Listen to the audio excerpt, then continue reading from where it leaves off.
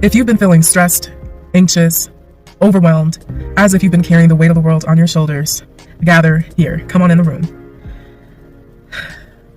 The reason I find myself in constant cycles of ongoing stress and overwhelm and anxiety is because I have not learned to detach. I've not learned to let go, whether it's at work, whether it's at home. When I make a mistake, instead of just taking accountability, learning from my mistake, and forgiving myself for making that mistake, it ends up becoming a weight and I hold on to it. Sometimes it's not a mistake that we made. Sometimes it's not something that we did. Sometimes it's something that we experienced. Sometimes it's hurt or offense. Sometimes it's external.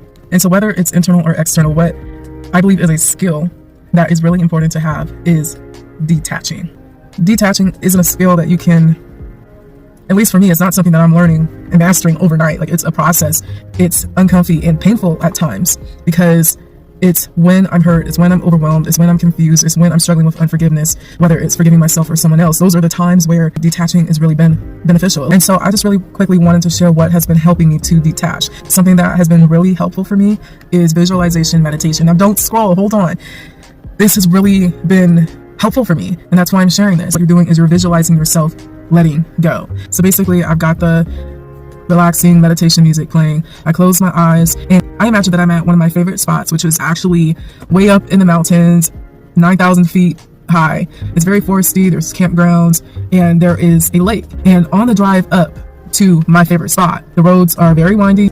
You're going uphill, of course, and a lot of the roads don't have railings, so it looks like a cliff. It's very steep. And along the way, there are areas where you can pull over on the side of the road. Now, I imagine that I am standing out there and I am looking over and I can see all the nature and everything beneath me, and I see a lake as well. I imagine that I am carrying weights like on my shoulders, and what I see myself doing is taking those weights and throwing them over the cliff. And as each one falls, I label it. That problem at work. This is what so-and-so said that made me feel some type of way. This is that mistake I made that I feel really bad about and I'm having a hard time forgiving myself for. Whatever it is, and I just visualize myself physically letting it go. Another one that I like to visualize is that I am out in the middle of a beautiful field, and I imagine that I'm holding onto parachutes, and one by one I let them go, and I'm looking up as they're flying away, and each one represents something that I've been holding on to, and I just stand there and watch the parachutes just go higher and higher and higher. It represents my problems, my concerns, my doubts, my uncertainties, all the things that I've been holding on to, just floating away. And the reason visualization practices like this are helpful is because you are reframing. You recognize that there is a distance between you and what you have been holding on to. You come